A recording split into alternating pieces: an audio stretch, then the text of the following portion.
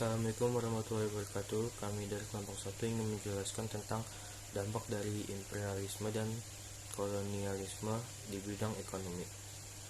Kedatangan bangsa Eropa menyisakan banyak sekali cerita bagi bangsa Indonesia.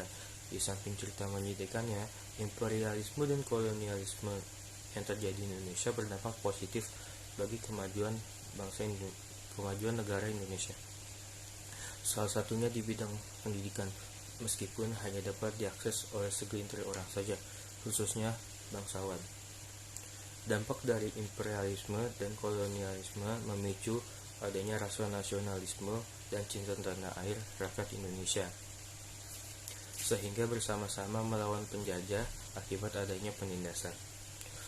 Imperialisme dan kolonialisme juga berdampak pada semua aspek, baik aspek ekonomi, aspek politik, maupun sosial budaya.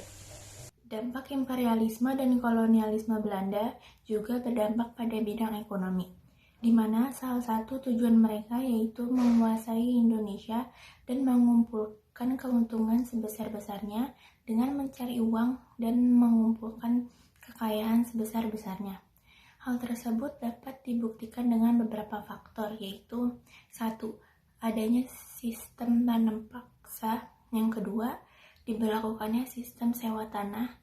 Dan yang ketiga, Belanda membangun fasilitas umum dengan memperkerjakan masyarakat Indonesia pada kerja rodi.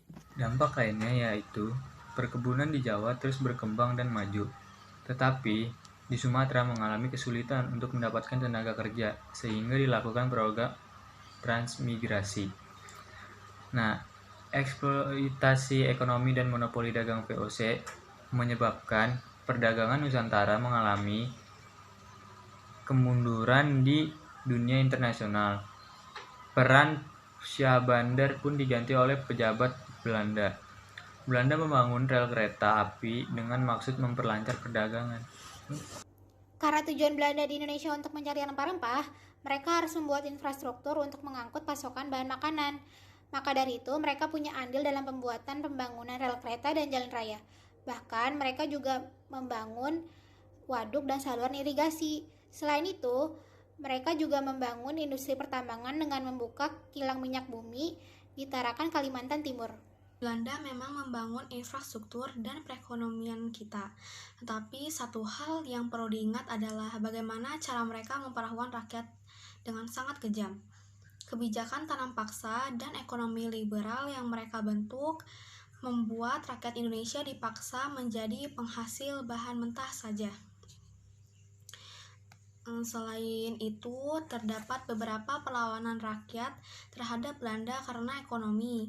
Yang pertama yaitu perlawanan di Demak pada tahun 1512, lalu perlawanan di Ternate dan Tidore pada tahun 1570, serta perlawanan di Maluku pada tanggal 15 Mei 1817 dengan menyerang pos Belanda di Pelabuhan Porto.